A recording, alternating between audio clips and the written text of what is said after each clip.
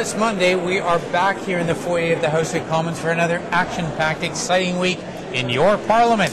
What's on today? Well, in a few hours we actually have a vote coming up on an NDP motion to get the hell out of Afghanistan.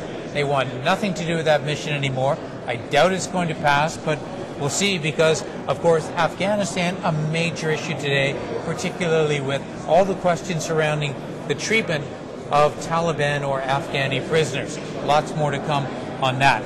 But we have some other issues as well. And to join me and talk to me about some of the issues related to trade particularly is Navdeep Bains. And you are the Member of Parliament in Brampton... Mississauga-Brampton South. Mississauga-Brampton South. All right. Now, we're going to talk about trade in a minute, but you remember this guy from a couple of months ago when the Prime Minister stood up and linked one of Nav's relatives to the Air India inquiry and an allegation of terrorism. And the Prime Minister was roundly condemned for what was called a drive-by smear. Correct. But is there any follow-up to that? Where are we today with that issue? Well, essentially, I had requested an apology from the Speaker on that matter, and I still believe that issue is still pending, and the Speaker is looking into it. Secondly, there's been some follow-up in the media with respects to the position National Post took in terms of how I used my position in the leadership to possibly alter the vote on the anti-terrorist legislation, and so that matter is before the courts as well. So I can't make too much comment on that right now at the present time, but as the proceedings move forward, the information will become public, and I believe that the truth will come out and will ultimately put to rest any of these smear campaigns. Did you ever think anything like that would happen to you when you ran to be a Member of Parliament? No, I understand that there's a great deal of public scrutiny when you're an elected official, but I never read the fine print where the Prime Minister would stoop to that level. I am disappointed in him, and I think he used his position as Prime Minister to really undermine the office and send a wrong signal to young Canadians who want to enter into politics. And, this is why people get turned off by politics, and I believe we need to change that. Yeah, well, you and me both, buddy, because he kicked my can out of there, so I understand exactly what you're saying. Let's talk about your critic's role now. You're critic for international trade. Correct. And a lot of people in my riding seem to be very upset about the Korean trade deal. There seems to be a lot of myth surrounding what, in fact, we are doing. What's your conclusion or synopsis right now of where that is and things we should possibly be looking for as we go forward?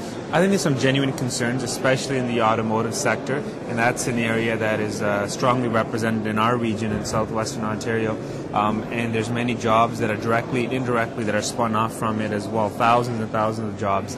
And essentially the concern is very valid. There's a lack of transparency in terms of the negotiation, and there seems to be the notion that the government wants to gain or score political points by expediting this deal as quickly as possible without really leveling the playing field. And there's many concerns about the fact that even though that there is trade barriers that we reduce, there's non-tariff barriers, emission standards, they can change the plate size, anything to prevent our vehicles from being sold in South Korea.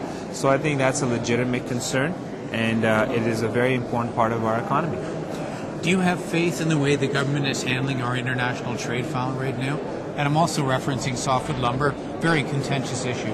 Absolutely. I mean, the concern I have with the government is the notion that they, again, do not represent Canada's interests abroad.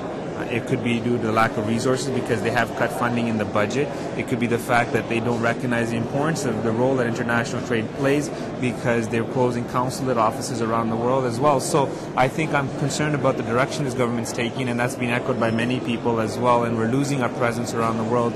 And ultimately that is undermining our ability to sign good deals in international trade-related matters that can make sure that Canadians can continue to improve on the quality of life we have, generate more jobs, and make sure we have prosperity for many years to come.